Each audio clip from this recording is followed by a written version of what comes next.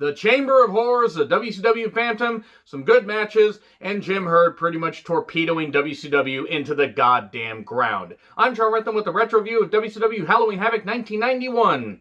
There was some good on this show that I'm going to talk about, but man, 1991, you look back on some of the gimmicks and some of the match stipulations, just some of the fact that WCW is trying to be WWE light with the childish, cartoonish gimmicks, but just without any of the proper people in place to say, hey, we should take these guys, give them silly gimmicks, but maybe gimmicks that could actually work, not characters like Oz or the Creatures or Big Josh or Rapmaster PN News.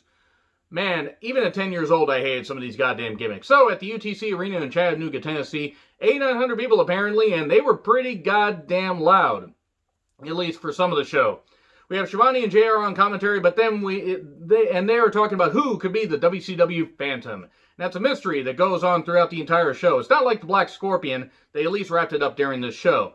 So we have Eric Bischoff outside talking to various people as they arrive in their cars that just happen to be arriving in this one particular spot where an endless, conveyor belt of, valet drivers just happen to take the cars away to park them.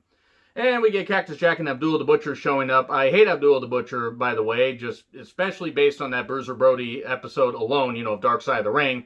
Guy was a goddamn piece of shit that knew that Bruiser Brody got murdered, but guess what? He never fucking said, hey, I'm going to try to bring the people of justice, or I'm going to try to do something about it. Nope, I'm just going to ignore it and then act all emotional, about Bruiser Brody's death. Abdullah never cared about Bruiser Brody, and I'm going to stick by that. Because he's a goddamn piece of shit and a goddamn terrible wrestler and should have never been allowed to be in so many goddamn companies when he couldn't even do a goddamn wrestling move. Plus, he was a hardcore wrestler, and hardcore deathmatch wrestling is pretty much bullshit, in my opinion, of course. DDP and the Diamond Stud, the future Razor Ramon, show up, and then Dustin Rhodes and Barry Windham show up. And then Arn Anderson and Larry Zbyszko attack Barry Windham, break his hand, which would take him out of action for a bit. I think he did have an injury, which would lead to Ricky Steamboat coming back to be Dustin Rhodes' partner against Arn Anderson and Larry Zbyszko a couple months later. And Dustin then takes Barry to the hospital, but then comes back for a match a little bit later. Gary Michael Capetta as a ring announcer, one of my favorite ring announcers, really is tremendous. Right up there with Howard Finkel, in my personal opinion. But boy, the Chamber of Horrors, El Gigante, Sting, the Steiners versus Abdullah the Butcher, the Diamond Stud, Cactus Jack, and Vader. Okay, Dusty Rhodes had some really good ideas. This was not one of them. The idea is the Thunder Cage match, so to speak. That setting. There's caskets around the ring that people pop out of, and that must have been really dangerous for them because you got 8 wrestlers going around the ring just bashing each other. If they land awkwardly on these boxes, they're just going to crush everybody. They're just going to crush the contents inside those caskets. And plus, these people, they were nondescript. I don't know who the fuck any of these masked people were. And the referee cam, a helmet with a camera so the referee could show you the action. This match was shit. It's one of the worst things in WCW history. The idea was you had to get this, executioner's chair, basically to lower, basically to shock people to death, and you had to put one of the opponents in there, one of the other teammates in there, and then you had to flip the switch. So you had to execute him, basically. The problem is the switch kept falling down, and the camera kept showing it. This was apparently Dusty Rhodes' idea, and Dusty Rhodes had really good ideas. And this was one of the worst ones that he had, right up there with the Shockmaster. So, it was a mess and a half. The switch kept falling down, as I said, and just Abdullah basically climbing the cage, which was absolutely hilarious. I'm amazed that cage did not fucking collapse. And then he's bleeding, Cactus as well. People are handcuffed around the cage, including the masked Goof and various others. And then Rick Steiner manages to suplex, barely, belly-to-belly suplex Abdullah into the chair. He sets it up, barely gets him set up in time, and then Cactus Jack is like, bang, bang, I'm going to pull the switch. And then all these sparks and everything fly, and the ring gets set on fire, and it's absolutely fucking hilarious. Like, some of the ring mat gets set on fire, and the referees are in to stamp this out while all this shit's going on. And it's just fucking hilarious watching this shit. I just can't believe that anybody thought this was a good idea. Even somebody as great as Dusty Rhodes, that nobody said, you know what, Jim Herd wouldn't have known what a good idea was if it bit him in the ass. Except he did have the idea, apparently, to turn the Great Muta babyface in 1990. Which would have worked. It really would have worked. Gary Hart didn't want it, but that's okay. Gary Hart was on his way to be out of, full-time wrestling pretty soon after. So, yeah, this was shit. This was absolute shit. Cactus is checking on Abdullah. Abdullah comes back to life, more in the pity, and then lays Cactus out, and then attacks these white-faced goofs that were supposed to carry the person away from the ring. With one of those, like, freaking, medical, like, stretchers that they use in some of the war movies that wouldn't have even held a third of Abdullah the Butcher's weight. I don't understand how they thought this was a good idea. It was 100% terrible. And then Cactus is trying to lead Abdullah back there. Abdullah the Butcher, I think, would make more appearances. I think he'd be at Starrcade 91. I think that'd be about it, which is good because he never deserved this kind of national platform for being a terrible wrestler and a terrible piece of shit. I hate Abdullah the Butcher. Have I mentioned that? So, Shivani then actually did say one funny line. He must have opened his eyes and thought he was in heaven and knew he shouldn't be there. Yep, Abdullah the Butcher will burn in hell. If you believe in that, and even if you don't, he deserves to. So then Bischoff is a vampire. Missy Hyatt is a showgirl. They are talking about who the Phantom is. The Young Pistols show up with a bit of a heelish promo. Unusual for the Young Pistols, but they were a nice young team. And then we have Big Josh, the future Doink, as a lumberjack. He works all day, he sleeps all night, and however the rest of that goddamn thing goes, it didn't really matter because he doesn't deserve to have the right, the lumberjack song sung properly for him. Big Josh was not a bad worker, but this gimmick was ass. And then Rapmaster PN News versus Creatures 1 and 2. One of the creatures was Joey Maggs. I don't know who the other one was. But Big Josh was from the North Woods. Any woods north of where they were apparently worked. And Rapmaster Splash 1, 2, 3. Bobby Eaton versus the computerized man of the 1990s, Terrence Taylor, because when I think of technological advances, Terry Taylor's name is the first one I think of, after about 50 others, in wrestling, in 1991. I love the York Foundation theme, even though it sounded like a bad news bumper, and now the news, and that was the news. Shout out to, anybody that gets the Overdrawn Memory Bank reference right there. Finally, something good. Well wrestled. Bobby Eaton and Terrence Taylor, even though Terrence Taylor was going to be out of, full-time wrestling a few years after this, could still go, despite the fact the Red Rooster gimmick pretty much killed any credibility that he had. And it was a gut-wrench bomb at one point by Terry Taylor. That was some pretty nice stuff right on the ramp. Alabama Jam, 1, 2, 3. Bobby Eaton winning a really good match. If they had more matches like this, and not a bunch of bullshit, I might have actually enjoyed this more, despite the first two matches that happened. And then we get Johnny B. Bad as a heel with Teddy Long, or Theodore R. Long as you call it. Versus Jimmy Jam Garvin with Michael Hayes. The crowd loved the Freebirds, and they were even getting them to do the Tomahawk, Atlanta Braves chant, or, the hand motion I'm not going to do. Even though my high school did have, the mascot was the Tomahawks, and we did that, and apparently offended people. But anyway, yeah, who can out-heel the other? Because Jimmy Garvin, even though the Freebirds were cheered, they were still heels. And this was not really that good. Johnny B. Bad's nose got busted. Johnny B. Bad was not a bad athlete at all, but Garvin was near the end of his run as well. Distraction, knockout punch, and then Hayes knocks out Long afterwards.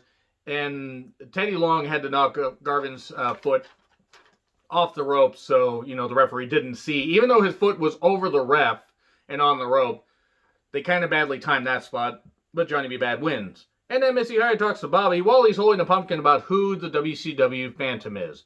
And Bobby Eaton's just like, what the fuck am I doing here on the mic? I need to go celebrate. And then we get stunning Steve Austin with Lady Blossom versus Dustin Rhodes for the TV Championship. Lady Blossom had a lot of foundation on her face because Austin must have told her something before and after the match, meaning he told her twice. If you get it, you fucking get it. As much as I love Austin, people tend to ignore the fact that he's an abuser. So, good start, good mat work, good strikes. This is really well paced. These guys always had really good matches. Dustin crashes and burns, gets busted open. Really busted open. Actually, he was bleeding quite a bit. It went the distance. It went for speed. They're all alone, and they start to bleed. Well, Dustin in this case, though. Him and Austin would have some bloody matches a little bit later. This is good stuff, though, for the TV Championship. Once again, you go from bullshit to something like this. And Johnny B. Bad versus Garvin, as much as I shit on it, was not a bad match. It just didn't really fit for, a pay-per-view match. And then we get Oz versus Bill Cosmeyer. Why did they think Oz was a good idea? Why did they think Bill Cosmeyer in the ring was a good idea? He was almost 40 at this point. He would retire a year later. He had a powerlifting career anyway. And he also had a giant bouncy ball because he was supposed to be carrying the world on his shoulders. And then Oz It's amazing that Kevin Nash did not leave wrestling before he got the Diesel gimmick. It is amazing. Torture rack variation for the win. Bill Cosmeyer gets a victory. Van Hammer versus Doug Summers. Doug Summers and Buddy Rose were actually a pretty damn good tag team. And Doug Summers really was not doing well health-wise, you could tell at this point. I'm not knocking the guy. I am not knocking the guy at all. I'm sure that he has plenty of injuries, having wrestled for years and years and years, and he was 40, and the road can really wear down on you, but goddamn, it was good that this was kept short, but it was awkward. Van Hammer had one of the most unremarkable careers in WCW, despite he was there mostly for 9 goddamn years. I think he left finally in 2000. Then had some legal trouble. Read up on it. It happened earlier this year. Oh boy. But yeah, Van Hammer wins, and man, I thought the Van Hammer gimmick was cool when I was 10. Then Flying Brian versus Richard Morton of the York Foundation. Once again, and now the news. That was the news. This week on Dallas. If you heard the Dallas theme, if you hear parts of it, actually does sound like that. So, if it was for the inaugural WCW Light Heavyweight Championship, and this is good stuff, as you would expect. Richard Morton, even in a singles run, was really goddamn good. Flying Brian Pillman, before he really got a series of injuries, including one that pretty much torpedoed the rest of his in-ring career, was goddamn great here. Crossbody for 3. This is a match well worth checking out. Great 12-minute match, 12.5 minutes. And then the WCW Phantom versus Tom Zink. It was Rick Rude. And you could tell because he used the Rude Awakening and then won. Beating Tom Zink, one of the most unremarkable singles wrestlers in WCW history. Arn Anderson and Larry Zbyszko, the Enforcers, defending their WCW Tag Team Championships against the Patriots, Firebreaker Chip, and Todd Champion, who were the U.S. Tag Team Champions. Yeah, they still had the U.S. Tag titles, I think till about mid-92, before Watts got rid of that and the Light Heavyweight Championship, and did a whole bunch of other rules. He did make Ron Simmons World Champion. That was like the one good thing that Bill Watts did in WCW. So then, yeah, the Patriots were bad. They were really bad. Arn Anderson, I had to carry them in Spinebuster Pin Chip. The Patriots, by the way, you know, both guys lasted longer in wrestling than you thought they would have. Especially Todd Champion. He was there till 96. I think he even had some matches in 97. It was weird.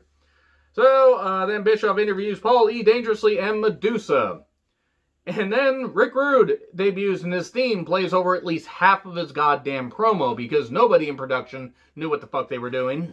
And then calls Paul E. his money man. Ironic because Paul Heyman would bounce a whole lot of checks to people. Calls out Sting because Rick Rude is going to beat Sting at the following Clash of Champions to win the U.S. Championship. And hold it for a while, actually. And then Ron Simmons video package. Coach Bobby Bowden of the Florida Seminoles. Florida State Seminoles, that is. My apologies to any of the college football fans that are watching my channel, all 2 of you. And he talks about the accolades of Ron Simmons. This is leading up to Ron Simmons with Dusty Rhodes versus Lex Luger with Harley Race and Mr. Hughes. Who I always call Mr. Hugh Jass, but I digress. 2 out of 3 falls match for the WCW World title. 1 minute rest period between the falls. And this had a big fight feel. I really enjoyed this. As much as I don't like giving credit to Lex Luger, during this time from like 88 to 91, he was really on a roll. He really was. Now, he would leave after Super Brawl 92, Electric Boogaloo, and then would go to the World Bodybuilding Federation, which didn't work out at all. And then he would beat Yokozuna by countout at SummerSlam 93. That worked out well, except, you know, all it did was just make, you know, Lex look like an idiot, more of an idiot than he makes himself look like. This is a good match, though. Big fight feel. Quick spine buster wins the first fall for Simmons pretty quickly, and then Luger selling his back for a while, takes over, uses a lot of rest holds, and then Harley Race is holding on to Ron Simmons as Lex Luger gets tossed over the ropes, over the top rope, and they had that disqualification rule if you throw somebody over the top rope intentionally. I always hated that rule, even in territorial wrestling. I hate it. And it's not because I didn't get to see it a lot when I was a kid, because I got to watch in WCW and Jim Crockett Promotions and, you know, any of the other syndicated stuff that I would get, and it was always stupid. I was just like, why?